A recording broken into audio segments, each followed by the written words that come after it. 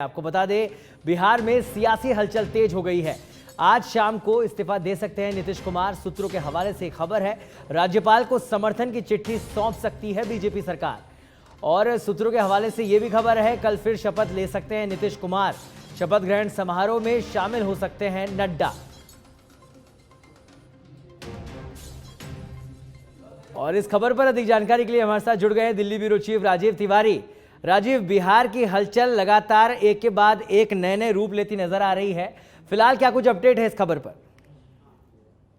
बिल्कुल, देखिए बिहार के राजनीतिक हालात को लेकर के लगातार बैठकों का दौर चल रहा है, पटना से लेकर के दिल्ली तक। और जो जानकारी मिल रही है उसके मुताबिक आज देर शाम किसी भी समय नीतीश कुमार मुख्यमंत्री पद से इस्तीफा दे सकते हैं। उसके बाद कल बीजेपी के समर्थन से वो सरकार बना देंगे और शपथ भी ले लेंगे, जो जानकारी मिल रही है। सबसे बड़ी बात यह है कि देखिए इस समय बीजेपी की दिल्ली पटना में बैठक चल रही है और तमाम जो बड़े नेता हैं बीजेपी के पहुंच रहे हैं, वहां पर के पहुंच रहे हैं। और सबसे बड़ी बात है कि कल बीजेपी के जो राष्ट्रीय अध्यक्ष जेपी नड्डा और केंद्रीय मंत्री अमित शाह भी पटना पहुंचेंगे, जो जानकारी मिल रही है। और कल शपथ ग्रहण समारोह बीजेपी के सहयोग से जो सरकार बनेगी उसमें शामिल भी हो सकते हैं। तो लगातार देखिए अब आरोप प्रत्यारोप का भी समय शुरू हो गया है। कुछ जो लालू खेमे के जो नेता हैं वो लगातार नीतीश कुमार पर सवाल खड़ा कर रहे हैं। हालांकि अभी तक उन्होंने कहा जा सकता है कि अभी तक जो स्टेटमेंट नीतीश कुमार की तरफ से कुछ नहीं आया है और ना ही अभी कोई कदम उठा रहे हैं। फिलहाल जो राजनीतिक हालात है उसको लेकर के बैठकों का दौर चल रहा है, इतना कहा जा सकता है। और कल जो है बीजेपी के सहयोग से फिर नीतीश कुमार जो है अपनी सरकार बनाएंगे। राजीव, पूरे मामले पर, पूरे घटनाक्रम पर इतनी सिक्रेसी किस बात की कि अभी तक कुछ स्पष्ट नहीं हो पाया है? आज शाम को इस्तीफा दे सकते हैं, अभी तक यही खबरें मिल पा रही है। बिल्कुल, देखिए एक बात कि आरजेडी और जेडीयू के जो नेता हैं उनके बयान से साफ हो गया है कि दोनों दलों की जो गठबंधन की सरकार थी उसमें तलखी आ गई है, उसमें खटास आ गया है। क्योंकि अब जिस तरह से जो हालात बने हुए हैं, जो बैठकों का दौर चल रहा है, चाहे वो तेजस्वी यादव के घर में बैठक चल रहा हो या जेडीयू कार्यालय में बैठक चल रहा हो, उससे साफ हो गया है कि अब यह गठबंधन चलने वाली नहीं है। नीतीश कुमार का कोई अभी स्टेटमेंट नहीं आया है, लेकिन उनकी जो पॉलिटिकल एक्टिविटीज है उससे साफ है कि अब वो दूर हो चुके हैं लालू परिवार से और उनकी पार्टी के गठबंधन से। और वो जो कहा जा सकता है कि नीतीश कुमार चूंकि इसके पहले देखिए वो बीजेपी के साथ सरकार बनाए, फिर छोड़ के जेडीयू के आरजेडी के साथ आ गए, फिर आने वाले समय में वो फिर पार्टी छोड़ के चला जाए, भारतीय जनता पार्टी सरकार बना ले, फिर इसको लेकर जो कहा जा सकता है एनडीए के जो नेता हैं, बीजेपी के जो नेता हैं वो बैठक कर रहे हैं और जो पॉलिटिकल एक्टिविटी जिनकी रही है उस पर ध्यान दे रहे हैं। चुनाव के बाद में फिर पलटी है न मार जाए, अगर मार जाते हैं तो क्या फायदा होगा, क्या नुकसान होगा। तमाम चीजों को ध्यान में रखते हुए बीजेपी हाथ मिलाने के लिए तैयार है और यही वजह है कि तमाम चीजों को भी सिक्रेसी बनाया गया है। ठीक है राजीव, इस पूरे घटनाक्रम में आज बीजेपी के खेमे में भी मीटिंग हुई, विनोद तावड़े उसमें मौजूद थे, तमाम वरिष्ठ पदाधिकारी और नेता उसमें मौजूद थे। क्या कुछ अपडेट उससे निकल कर आया सामने?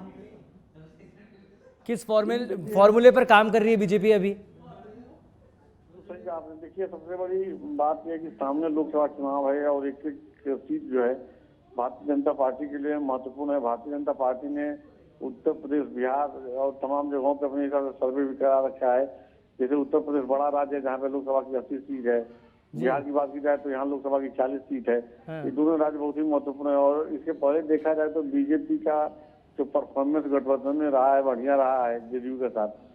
तो बीजेपी एक एक सीट पर नजर बनाई हुई है और यही सोच करके तमाम चीजों को देखते हुए अपना पॉलिटिकल माइलेज देने की कोशिश में है कि अगर गठबंधन करते हैं जेडीयू के साथ तो कितना फायदा होगा। और यही वजह है कि कहा जा सकता है कि राजनीतिक हालात को देखते हुए बीजेपी एक बार फिर नीतीश कुमार से हाथ मिलाने के लिए जो है अपना तैयारी कर ली है। क्योंकि तमाम बीजेपी के बड़े नेता देखिए, चाहे वो केंद्रीय मंत्री अमित शाह की बात कीजिए या बिहार में बीजेपी के प्रदेश अध्यक्ष की बात कीजिए, बीजेपी के तमाम बिहार के जो नेता उनकी बात कीजिए, सभी लोग यही कह रहे थे कि नीतीश कुमार के लिए बीजेपी के दरवाजे बंद हमेशा के लिए कर दिए गए हैं। लेकिन हालात कुछ ऐसे हैं जिसमें तमाम जोड़ घटाना के बाद बीजेपी को लगता है कि नीतीश कुमार को साथ लेकर चलने में फायदा है। यही वजह है कि एक बार फिर तमाम चीजों को दरकिनार कर बीजेपी हाथ मिलाने को तैयार है। जी, इस पूरी हलचल के बीच राजीव, कांग्रेस ने भी बड़ा दांव खेला और भूपेश बघेल को पर्यवेक्षक बनाया वहां पर। उनकी इस पूरे घटनाक्रम के बीच में एंट्री को आप किस तरह से देखते हैं?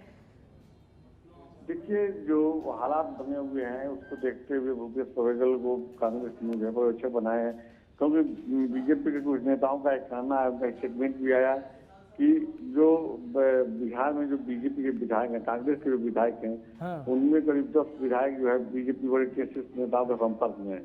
जी। ऐसे में अगर सरकार मान लीजिए जो गठबंधन है आरजेडी का और कांग्रेस का, अगर उस गठबंधन से नीतीश कुमार हटते हैं और बीजेपी के साथ सरकार कर बना लेते हैं, जी। तो ऐसे में अगर टूट करके वो आते हैं तो उनको लेकर क्या कुछ बीजेपी कांग्रेस का स्टैंड रहेगा, कैसे उनको अभी से रोकेगी, क्या चीजें हैं, तमाम चीजों को ध्यान में रखते हुए इस समय भूपेश बघेल को जो है बिहार का प्रभारी उस समय बनाया गया है, पर्यवेक्षक बनाया गया है, ताकि सिचुएशन पर नजर बनाए रखें और बीजेपी कांग्रेस के विधायकों जिन पे डाउट है उनको बचाने की कोशिश करें।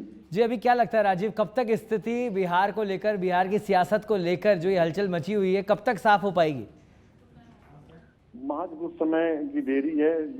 जो बातें सामने निकल के आ रही हैं और पटना में राजभवन से लेकर के और जनता दल यूनाइटेड के कार्यालय पे जो गहमागहमी देखने को मिल रही है, उससे यही लग रहा है कि आज देर शाम किसी भी समय जो है नीतीश कुमार राजभवन जा सकते हैं और राज्यपाल से मुलाकात कर सकते हैं और तमाम जो स्थिति है उसको साफ कर सकते हैं। जी ठीक है, अभी लालू प्रसाद यादव या तेजस्वी यादव किसी का रिएक्शन अभी मिला इस पूरे घटनाक्रम पर?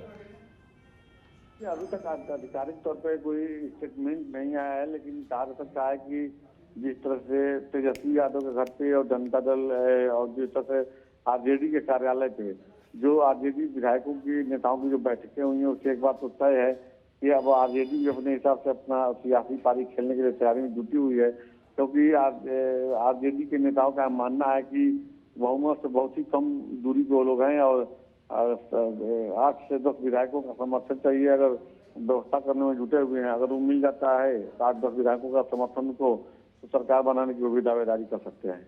ठीक है, तो मतलब कुछ ही समय रह गया है इस पूरी हलचल और स्थिति स्पष्ट होने में। चलिए, बहुत बहुत धन्यवाद राजीव इस तमाम जानकारी के लिए।